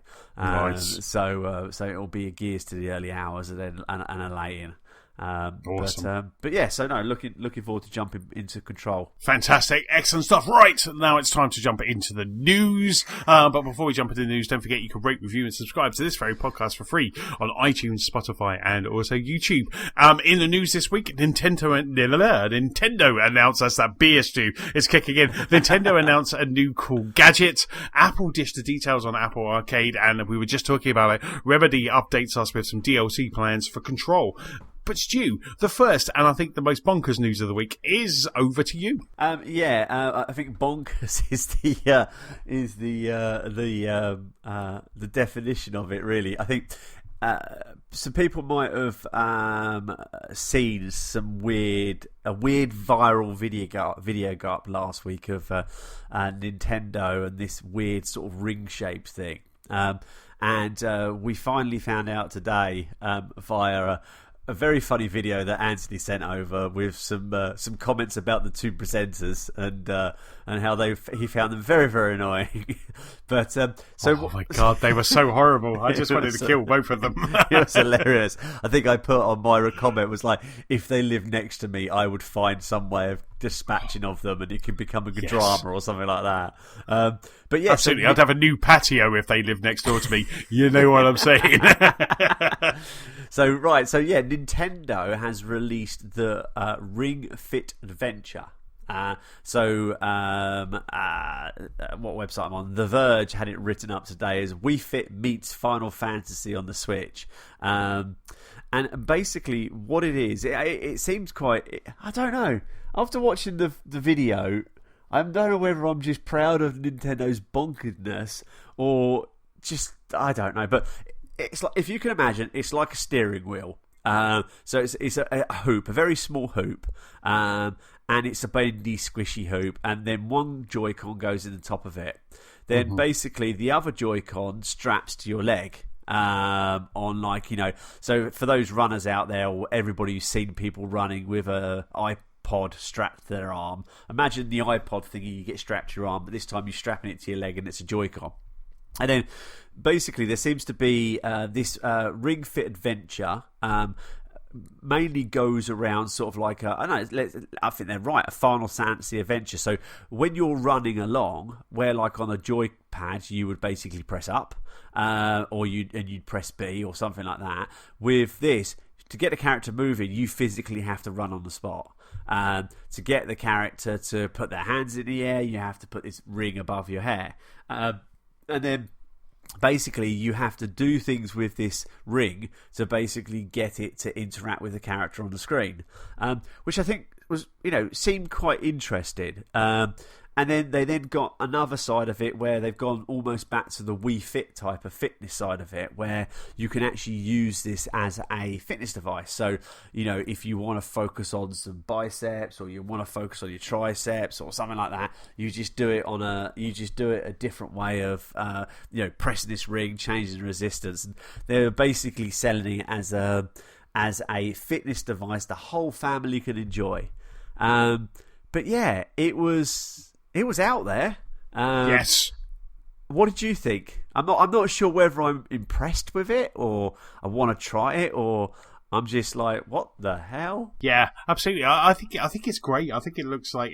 being able to kind of defeat monsters with like yoga poses and things like that, it just seems like it was really cool. And also, of course, you've got like kind of little quick games as well that you can just jump in and play. But this whole kind of... I love the idea of this, that when they show in the video, and we'll stick a link in the show notes, and don't hate us for it, please. But, when they show the woman kind of just like jogging on the spot, and then she was leaning to the left, leaning to the right, just going around the world and stuff like that. I thought that was incredible. I thought it was just like, it was really good fun. It had a nice look to it, a nice cartoony look to it. I don't think I'll get it. I said to Nicola, should we get this? And she was like, no, because it will be just like the Wii board. You get on it once, you play it once, and then you pretend to toboggan, and then it just went under the sofa. I bet there's so many Wii Fit boards under people's sofas around the world, around the UK right now. Look under the sofa right now. I don't know whether it folds up. Basically, in the pack, I'm just looking down here. I don't think they've got it, but in the pack, you get the ring, you get the thigh thingy, and you get the game. But the box it come in at the end of the video, oh god, I can see their faces on the video on this Ask Antony. I just want to slap them. I don't know whether you could fold it up. So yes, I can see that there'd be sort of loads of people would have very mini hula hoops underneath their sofas gathering dust. Yes, it'll probably be great around Christmas. This comes out in October, doesn't it? It comes out October 19th, I think. I think this will be great around Christmas. You can imagine a lot of people. There's lots of party games. You can imagine a lot of people kind of having a lot of fun with this, and just kind of playing it. But then it's kind of one of those things. But I'm, like Labo, like this, I'm so happy, like you two. I'm just happy that Nintendo are doing this. Yeah. I'm just happy that they're kind of innovating, and they're not just going, we just make video games. They're just making crazy stuff. And if, guess what? If they sell 10, then that's it. But if they sell 10 million, then, they're revolutionary. So I'm so happy just to see them bringing this stuff out. And it just makes me laugh because they had an amazing direct last week that kind of fell between our two pods. I think James and I were just about to watch it when we finished last week. Which had an amazing direct that was just like, it was like being punched by Nintendo constantly. You know, it was announcement after announcement after, and obviously it would be a big Mario white gloved hand. It was like announcement after announcement. And then when that finished, this viral trailer with no context at all came out. So they had this ginormous 45-minute direct, and then straight after that, they're you know, nothing to do with the direct. They just released this. And then this was out, I guess, as part of Tokyo Game Show that's live right now. And it's just like, it was just great fun. I just found it I just don't know. There's part of me that is still kind of like, if this was up on Amazon right now, I'd be hovering over the buy, because there's part of me that just wants to have a play. I think the more I think about it, the more I watched that video today and thought about it, I thought, well, they're obviously trying to rekindle the Wii and the success they had with the Wii. Yes. I was watching an episode of The Simpsons the other day, and they were doing they called it the Me in Simpsons, and it was, you know, Lisa went out and bought a Me for the older people to play at the retirement home, and I think they're trying to get that, you know, group fitness, that fitness thing back. And I think that actually, I think they could well achieve that. I think they could get some sales off this, especially if they bundle it with a Switch. If they bundle it with they can't do it with the Lite, can they? Because you can't remove the Joy-Cons. But I think if they bundle it with a Switch and do a holiday special, you know, the Fit Adventure with the Switch, you know, for a good price. I can see people buying this just because of the fun element, because I don't think 1, 2, 3 Switch really did what they wanted in respects of getting the non-gamer or the mum and dad family that don't have games to buy it. And I think this actually could. I think be prepared for heavy advertising on this, especially around Christmas. And I think they will sell a bundle just for people going, you know, it's been a good year. Let's buy something we could play as a family. It'll be great when Auntie Doris comes over. Can you imagine her trying to, you know, run up the hill with this thing between her legs? It would be. Hey, no one wants to see Auntie Doris do that. So I think it's a good. I think it's good. I'm glad Nintendo are doing it. Yeah, absolutely. You know, if I think back to kind of Christmas past, you know, the Wii, you know, I took the Wii up and, you know, played with my parents. My dad loved the golf. My mum, you know, absolutely was in love with the Switch. So much so that I think kind of late January I rang them up and they had bought one, you know, and they had their own Switch, and then they were like, so you'd go, so the next time we went round, which was probably been February for our birthdays, you know, they were playing golf, and my dad was now, you know, a seasoned pro, and my mum was doing Just Dance, and, you know, it was all those kind of things, and that's what they're great at, you know, and I think I got my mum the balance board and all of that sort of stuff, and so this is exactly that. You know, this is 1-2 Switch would have probably been really good at Christmas, but then again, it kind of never got played after that, and again, this is exactly that. It's rife for Christmas time. Definitely. To just have this and have a good laugh, and just no one cares about looking silly at Christmas. We're all wearing Christmas jumpers. It doesn't matter, you know. So I've got some great videos of my wife playing bowl. No, I can't think it was. I got some great videos of Kate playing on the Wii over at Mum and Dad's, which I am not allowed to put on YouTube, as I will get divorced instantly. So yeah. Yeah, I think it could be an interesting holiday season for YouTube videos. Absolutely. And then sticking with Nintendo, yesterday, the CEO of Universal Parks and Resorts, which is Tom Williams, he sat down with Merrill Lynch, Bank of America, and he was basically just talking about the first Nintendo worlds, the Nintendo theme parks that are opening. So I think we reported this years and years ago when there was the first rumblings of this Nintendo theme park, and they have now confirmed that next spring, the Nintendo Land, which is going to be part of Universal, will be opening in Japan. So, and it's going to open next year, and it's going to have a Mario Kart, and it's also going to have a Yoshi ride. So they're saying that they're going to have about 2 or 3 rides in the first phase. Which is kind of planning to go for spring. And I guess what they're trying to do is get it all ready for the Olympics, aren't they? Because Japan are hosting the Olympics. So. Yeah. So this is going to be opening up in Japan in the Universal Studios. And they're also going to have a lot of other kind of merchandise-themed restaurants. They're going to have a Peaches Castle in there, and I think they kind of released some screenshots of the layout. So it's all happening. So it also revealed that you'll have this is really cool. This is one of the things that really kind of, this is why it made it into the show notes, is that you'll have a magnetic wristbands that lets the visitors keep score and play various games. So suddenly James Thomas's ears are pricking up, and it's like, so you're in a theme park that allows you to get a high score, you know. So this is dreams come true. So it lets you get kind of, you can play different games, capture your various high scores, and then kind of keep them with you. And there will also be connectivity with your games console as well. So because obviously the Switch is the main platform at the moment, you can expect there's going to be, you're in Nintendo world, there's going to be some bonuses, some extras for you and also for your Switch. Cool. I like the sound of that. So yes, So that is 2020, spring 2020 in Japan, and then they're also bringing it to either Florida or LA. So it's coming to America as well, kind of for the kind of 2022 time. So they're also bringing Nintendo Land there. So I just thought it's worthwhile getting a little update on Super Nintendo World. I have got a question actually for you about Worlds. Did you hear I think it was Ryan McCaffrey talking about he took his daughter to Disneyland and they did the build the lightsaber for $200. So I'm taking you're going to do that when you go over next year then. Oh, 100%. It's really funny, actually. Similar to Marvel games, Marvel movies and other things. I didn't listen to that bit because I didn't want it spoiled. I was just like, I'm not going to listen to your report of the thing, but I've seen the lightsaber. Oh, 100%. Yes. I want to buy it. For people who can't see this because we don't do a video podcast, I had never seen him smile so much, even when he was drinking a beer earlier. It's like, I'm going to build a lightsaber, and almost in a similar way that I could custom my Bugatti Veyron, I'm happy right now. I will not be ashamed to be walking around that park brandishing my lightsaber, drinking blue milk, and just enjoying myself. I can't wait. I really can't wait. I'm just like, I've got 5 months today. 5 months today. Oh, I'm just wishing my life away. It's sad. I'm seriously turning WhatsApp off while you're on holiday. Oh, I would. Just get Nicola to just delete my account.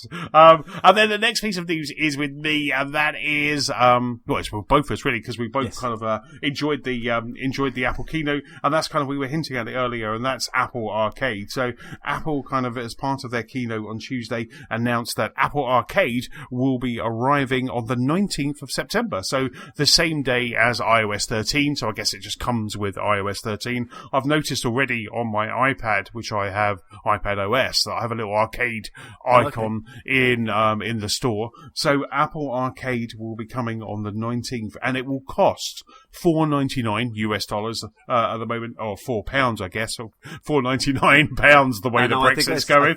I think I did see someone put up saying it's $4.99, £4.99, and I think $7.99 Australian dollars. I think. Right. I think. So I mean, it was front and center, which I was, which I thought was brilliant. I mean, front and center, Apple Arcade and Apple TV Plus. So they really push in the subscription. So, but I mean, we'll talk about it, but carry on. But I was really, really impressed with it. So at launch, Apple Arcade is going to offer more than 100 titles. So these are all titles that have been curated by Apple.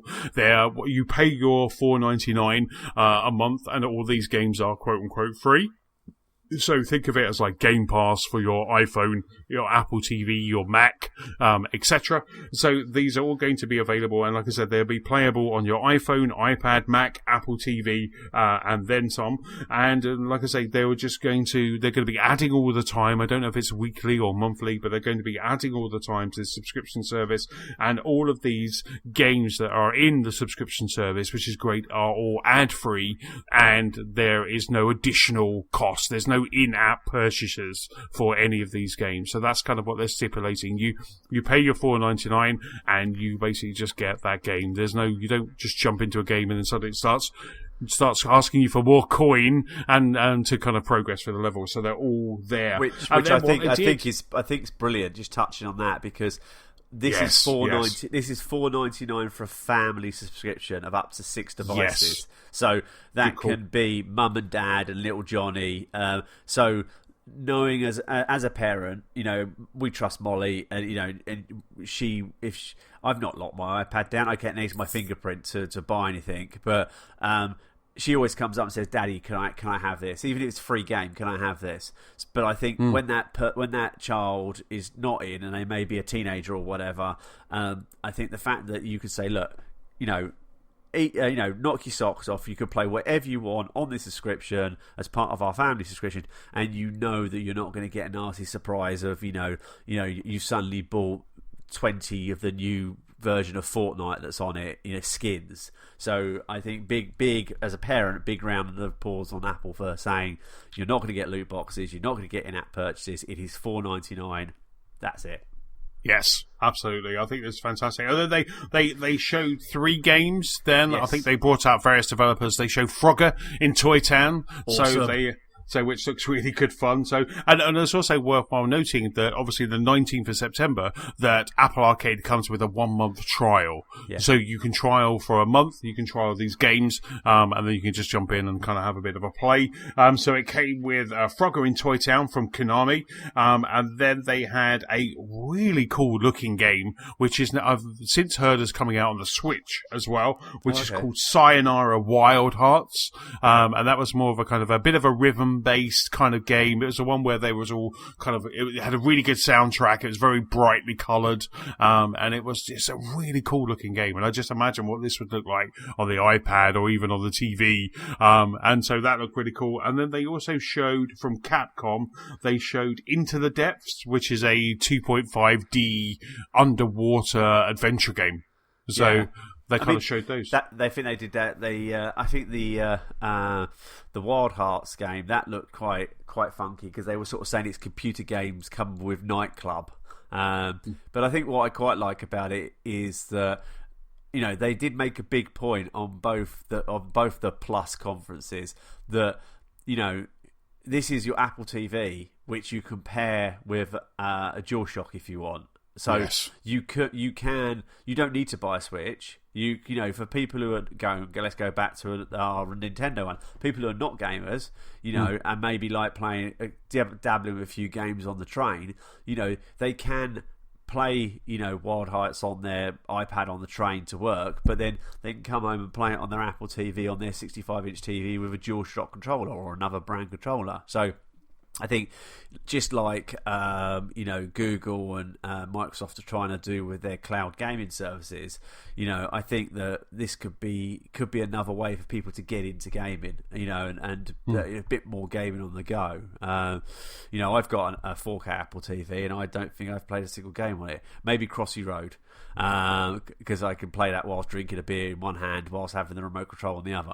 But I think it's they're making a big point of pushing this, and it looks like they've. I mean, I did come across a list of I don't think it's 100 to start off with. I think it's 50 on launch, with 100 coming soon.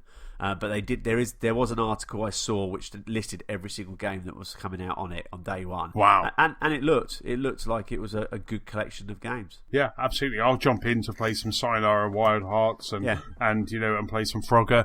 That will kind of be me. And like I say, it's going to be great with iOS 13 or Apple or iPad OS. You can just connect your Xbox controller, your PlayStation controller to your device and play along. So, and like I say, you can also do that on the Apple TV. So it's going to be great. Like I say, Sayonara Wild Hearts, I was like, oh, this looks really good. And that for me is, and then I think it was the day after, I think Apple have some kind of exclusivity window, but the day after they just announced that it was going to be also on Switch. And I just thought, this looks really good. It looks like a really good game. Looks like something a bit different. You don't have to be in it for 100 hours, and it just looks like something you can dip in and out quite easy, and with some headphones on. Which, by the way, Gears also sounds really good with those headphones that I've got. Sounds phenomenal. Those headphones, really, really good. But you could just play it with some headphones on or on the train and just get some fun out of it. So that's Apple Arcade. It's coming on the 19th of September, $4.99, a 3-month trial. What's not to like? More games. Another platform with more games. I'll be interested. I'll be interested to see how they curate the lists. How they they're saying that they kind of gear them or tailor them towards your taste. So so I'll be interested to see kind of how you get all of that and just have a play really for a month and see what titles they have. Whether I take it going forward and continue playing $4.99 or just play for the month. And it could be one of those things where if you saw a new game come in that was really exciting and everyone was talking about it, you could just jump in for a month, couldn't you? Well, see, and I think what I quite like, I have some magazine subscriptions through Apple subscription, a few things like my Strava, my Swift, biking. So, but it's like I realised the other day, because I'm doing so much running at the moment, I'm not biking. So I'm paying $12.99 a month for a virtual biking app, and I'm not using it. So it's like, pick up my phone, subscriptions, cancel. Then when I go back doing it again, I just resubscribe. But if I'm subscribing to it like this via Apple, not trying to be an Apple fanboy, but it's so easy just to go in and go end of subscription, end subscription, end subscription, and then just jump back in when you want to jump back in. So as you say, that looks quite interesting. People are talking about that on the podcast, or one of us has talked about it on the podcast, or you've seen a clip for it. And you're like, I think I'll jump back in for that month, pay my $4.99, and then I'll just make sure I cancel my subscription straight away. Yeah, absolutely. And I just think it's for the price of one of my finicky pumpkin spice lattes. You've got a month of good games. Finicky. Yeah, you're finicky. I asked Ant. I'm not even going to ask him to describe it. But we had a conversation about his pumpkin spice lattes. It's not a pumpkin spice latte. It is very much a bespoke pumpkin spice latte. How he asked for it. I like it the way I like it. That's all I can say. Right, I like the next piece of news. The next piece of news, sir, is with you. Yeah, I found this one. I was frantically hunting around for some stuff before we jumped back on. Sorry, it's been a long day. But yeah, this was on IGN's website. So it's looking at Marvel's Avengers. So it's like, why Marvel's Avengers devs don't want DLC heroes to be reskins of already available characters. So it reads on, since its official unveiling in E3 2019, Marvel's Avengers, set for May 2020, so far away, has promised free DLC characters to come post-launch. And as we learned recently, Crystal Dynamics is looking to make these newly added characters as unique and diverse to play as the 5 Marvel heroes played in the present game. Speaking to journalists after our on-hands experience of Marvel's Avengers at PAX West this year, Crystal Dynamics head of studio Scott Amos explained that characters added to post-launch are simply going to be reskins of Hulk, Iron Man, Thor, Black Widow and Captain America. So you go to IGN and read the article, but I think that's great, because I think, I don't think they're not necessarily, when I first read it, I thought, they're just talking about, new skins for Captain America, but it's like they want to be able to release like Ant-Man, and Ant-Man to feel like Ant-Man.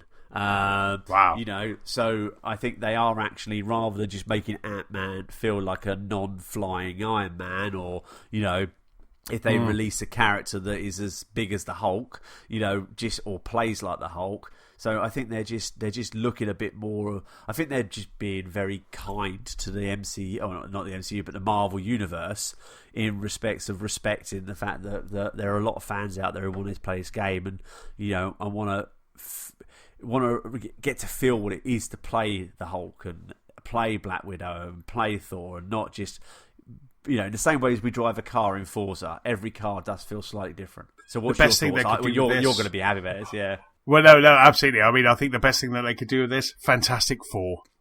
You imagine just bringing it in, Fantastic Four DLC. Take my money now. To be able to play as my favourite Marvel character, who just hasn't had a good time on the screen, but has amazing time on the page, which is Ben Grimm. The Thing is my favourite Marvel character. Ben Grimm and the Thing is just my, for a while I had just, I lived in Ben Grimm t-shirts. It's just like, so I absolutely love Ben Grimm. He's just like, he just, like I say, he's had a real bad running. I'm desperate for a good Fantastic Four movie because I really like the Fantastic Four, and just to see them put into this world, just to see them kind of modelled in this world would just be fantastic. You know, that's a DLC. That's some extra missions. You can suddenly be the Fantastic Four. It would be amazing because the whole point of this game, obviously, is that you can do some co-op stuff. So you got your own single player, but then you can co-op. So you could co-op as the Fantastic Four. You could go even nerdier and co-op as the Fantastic Four when Spider-Man was one of the Fantastic Four. You know, so you could kind of, you know, you could go. There's lots of stuff around that in the press at the moment. Will that ever happen? No, well, that's never going to happen. But there's all that sort of, you know, you could have kind of like Anthony's nerdy Marvel nights where I make you play these characters. You go, right, we're going to recreate when when Spider-Man was in the Fantastic Four, or we're going to recreate the Defenders. You know, you got the Defenders. You know, I can think of many kind of groups. Obviously, the one that we haven't really spoke about is X-Men as well. Yeah. You know, if you imagine Wolverine just jumping into that, you know, it's just there's a lot of stuff. There's a lot of. I'm still kind of picking from the A list of Marvel. There, you know, you have the really obscure ones that, you know, like Rocket Raccoon was obscure until Guardians of the Galaxy kind of came out. You know, those kind of things. You still got Squirrel Girl. You know, there's a whole load of real kind of, you know, characters that they could draw from to make this game really amazing. But I guess what they want to do is probably pick some quality rather than quantity to start off with, because you don't want to just go, here's 50 new characters that you can play as, because then you're getting into Marvel Ultimate Alliance territory. You're Smash Brothers then. Yeah, exactly. I'm broke because I bought all of them and I just sit there and play that and don't do anything else. People at work will be like, "Where's Anthony?" And be like, "Oh, he's playing that Marvel game," because it's just. I really hope I'm not going to set my expectations too high. They're already stratospheric anyway. But I'm not going to set it too high. But I just hope that this is a really good single player and also co-op game as well, because I just think it's going to be good fun. I think you're right, because I think it is. They've got such a catalogue of characters there, and I think that if they, let's face it, I can't see us getting a Marvel Avengers 2 game anytime soon. So why don't they take the Ubisoft, you know, Assassin's Creed, path, which is, let's make this game last for 2 years, 3 years, you know. If we do make another one, okay, yeah, that's fine. But if we just have a small development team working on, you know, content for this, what content can we put into this? You know, can we put in some more characters? Can we put in some more, like, well, I think we talked about before with, like, Star Wars Battlefront was like, can we put in some more single player campaigns, or, you know, but just bring in more characters, even if it is paid DLC. I think there is a revenue stream here as a business that they could capitalise on. And this game could last for years if they plan it sensibly. You know, it could be really, you know, it could be like a Destiny. You know, it could just be absolutely fantastic. You know, so yeah, I can't wait. May 2020 is just going to be, it's going to be great. Obviously, you probably won't play it for the first week because it'll be plagued with, it'll be plagued with connectivity issues. 15th of May is only 10 days after my birthday, so there you go. I might have to take a day off for that. Exactly. Yeah. I think it doesn't come out first on the PlayStation. Yeah, it comes out like a couple of weeks before on the PlayStation. I think it's PlayStation first, and then it comes to Xbox. Yeah. I'll still play on the Xbox. I guess I'll be mad to buy it twice. But anyway, and then the final. You will. And then when it comes out on the Switch, you'll buy it again, and when it comes out on Stadia, you'll buy it again. Oh, yes. Oh, my God, I forgot about the Stadia. Right, and then the final piece of news is with me, and we were hinting about it at the top of the show. As I rolled credits on Control, I was thinking about what to play next, and there was news, I think this came out yesterday, that via the Control blog, which is controlgame.com, they just basically listed what is coming out, their future plans for Control. Really interesting, and the last thing was incredibly interesting for someone who has played Remedy games before. So the first piece is what we're going to have photo mode. So photo mode is coming to Control. God, no. So yes, that's coming fall. So autumn is just a week away. So that's coming very soon. We're going to have photo mode in Control, and there's been some set pieces in this game that would just have been gorgeous for photos. So we're going to have that. We're also going to have a mode called Expeditions, which is coming in December, and Expeditions is basically New Game Plus. So it just allows you to play through the game again, and the Expedition mode that will allow you just to kind of go through and play. You've got to help the security guy, Arish, to just kind of go through, and he's going to tell you kind of what you need to do, and there's some challenges that the oldest house is throwing at you that you have to kind of go through. So even like now that I've rolled credits, there is still stuff to do. There's still some stuff to do, which is quite. It doesn't like Zelda kind of set you back into the world just before the end bit. It's actually taking you to a point now where you've done what you've done, and you've got different outfits, which is always cool. Jess has now got kind of, a serious business outfit, which is awesome. But there's still lots to do. But this New Game Plus obviously does what New Game Plus does, and it just kind of puts you into a new game, with all your abilities are all there available, but you have you have to explore the mysterious formation and its strange surroundings. So that sounds really cool.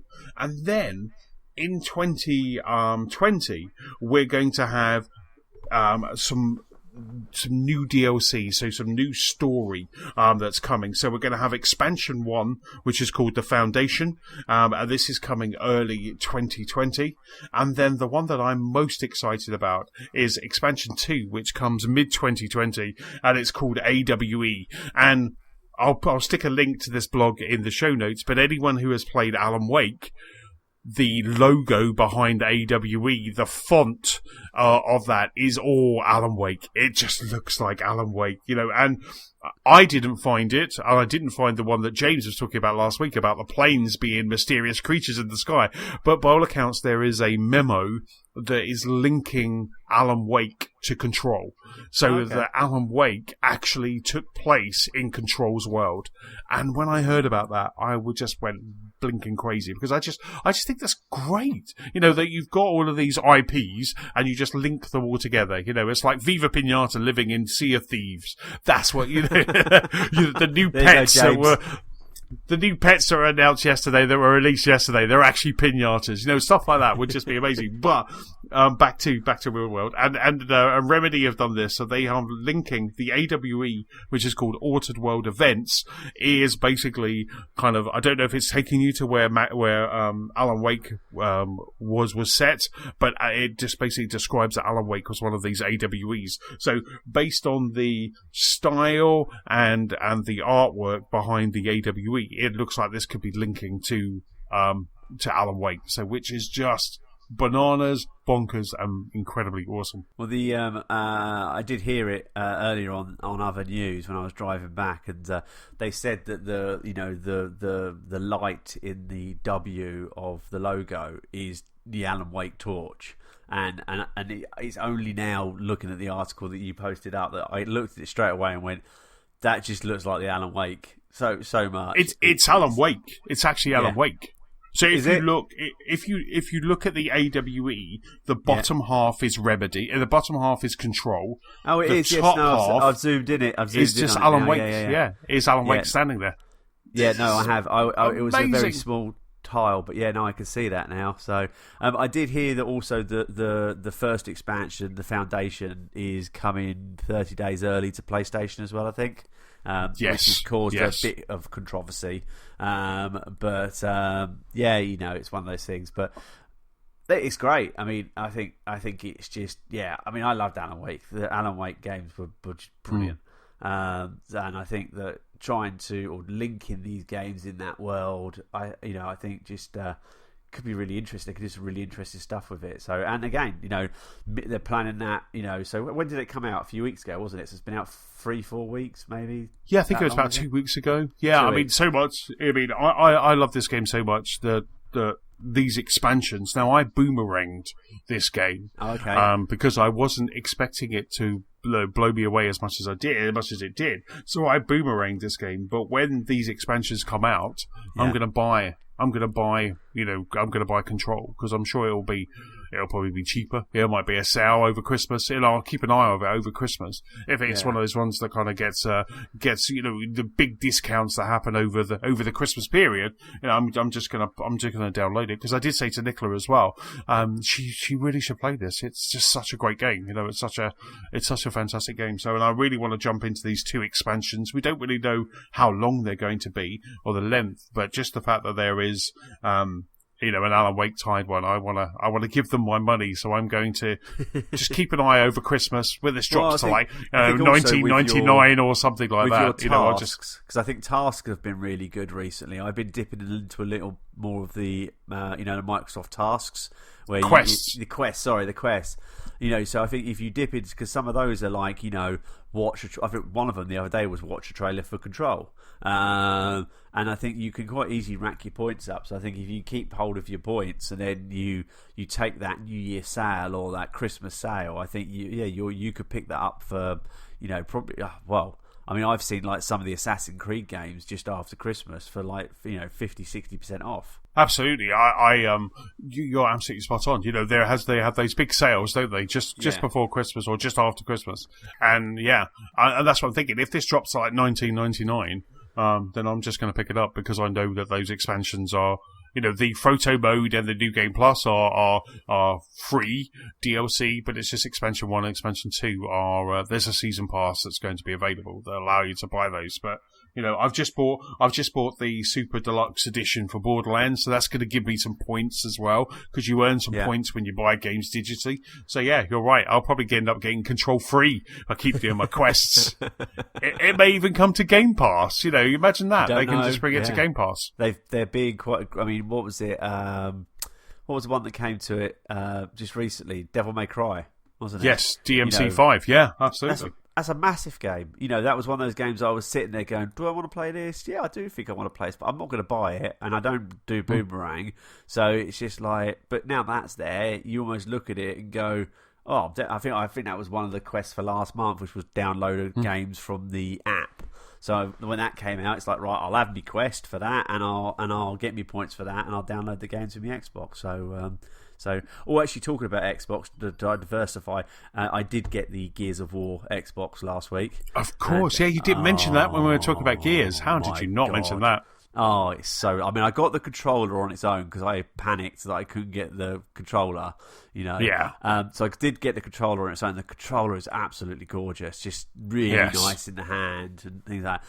But that blue is lovely. Yeah. And like the little logo. I mean, it would have been nice if they did the sort of emblem as the Xbox symbol sort of thing. That would have been a nice little touch. But it's just below it, isn't it? The cog symbol is just below it. It's just like it's so close. It's so close to perfection that it would just be lovely. That blue. I took a screenshot. I took a screenshot of the splash screen for Gears 5, and if you have hue lights, you can actually go into the hue lights and you can say set a color based on a photo.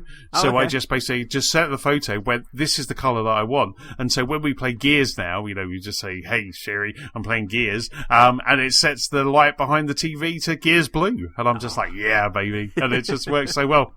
But I just unpacked the console just to have a look at the other day because my Project Scorpio I've got here is just being a little bit temperamental, and the Seagate 2 terabyte drive I've got with it is being a bit temperamental as well. So I thought, right, day one, I'm going to take that out, take that out of the office maybe, and then flog the one that's at the office.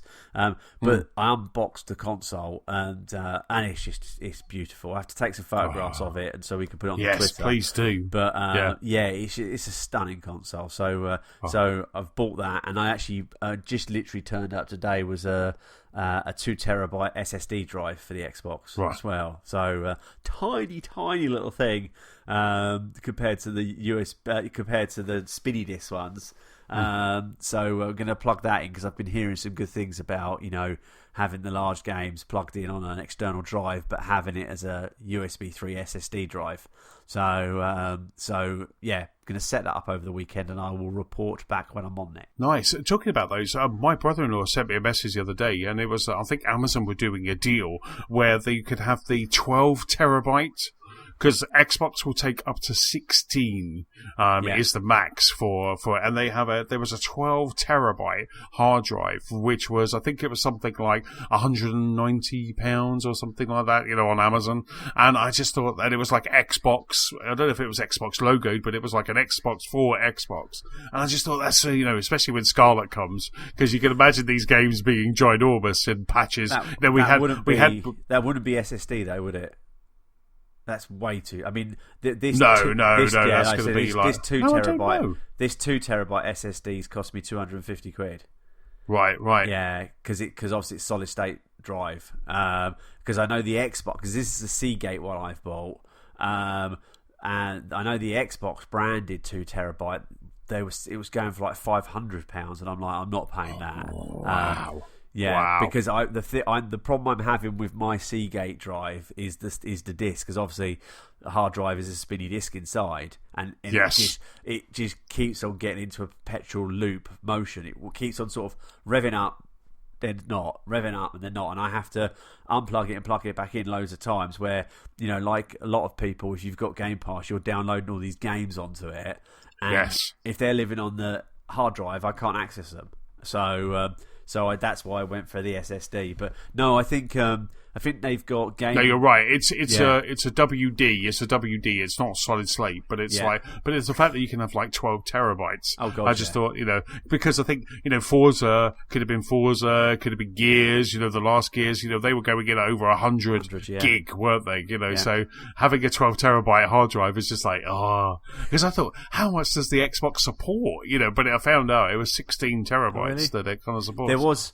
There was someone. Simon actually showed me an article today of an internal 16 terabyte SSD drive, but there was no price. There was no price on it. But no, you're quite right, because I think we download these games. I mean, I think Disney being aggressive is not the right word, but pulling their back catalogue like DuckTales and things like that back in, bringing it all in house and maybe re-releasing it and things like that.